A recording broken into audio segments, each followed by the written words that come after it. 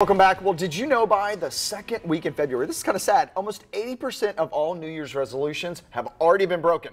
And finding a new job being one of the top resolutions people make each year, it is also the one that gets broken too often and too soon. So I spoke with New York Times bestselling author Gary Burnison about a new book called Lose the Resume, Land the Job, and he has advice for job seekers.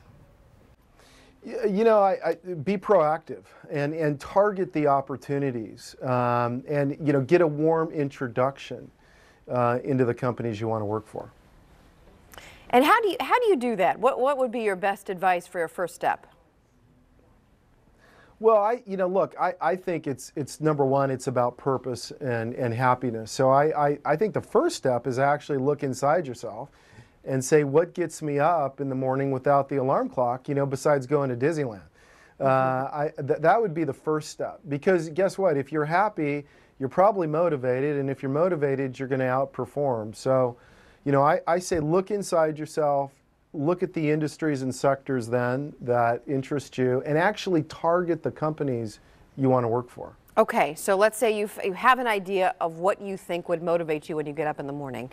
What is then that next step? Do you need to go, do you start with a resume? Do you make cold calls? You do your research about the company, but how do you actually get your foot in the door? You start in the basics. So find the city you want to live, identify the companies there that interest you, then do the whole 6 degrees of separation thing. You want to find somebody that knows somebody that knows somebody that works at that company. You want a warm introduction into that company. I'm a CEO of a big company. We're always looking for talent. So, it's not a question of where the economy is, but you want that warm validation. And so I say be proactive, and you have to network. It's a contact sport. And so is that the whole premise behind the book, Lose the Resume, right? So it's not just about filling out the resume, emailing it to a potential employer and saying, gosh, I hope something happens. You're saying get out there, meet people, network. That's how you get it done.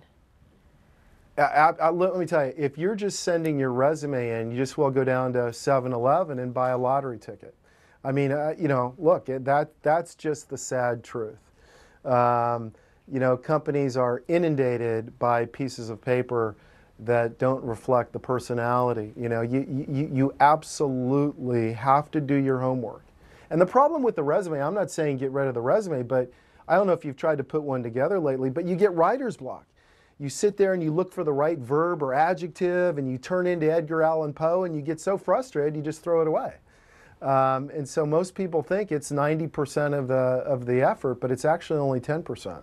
So you say do your homework and get to know people who work in the industry. I mean, how do you do that for some people? I mean, how do you find these people? If you know you want to work at, we have a local corporation here, let's just use the example of CSX, right? I know I want to work there. How do I get my foot in the door with someone at CSX?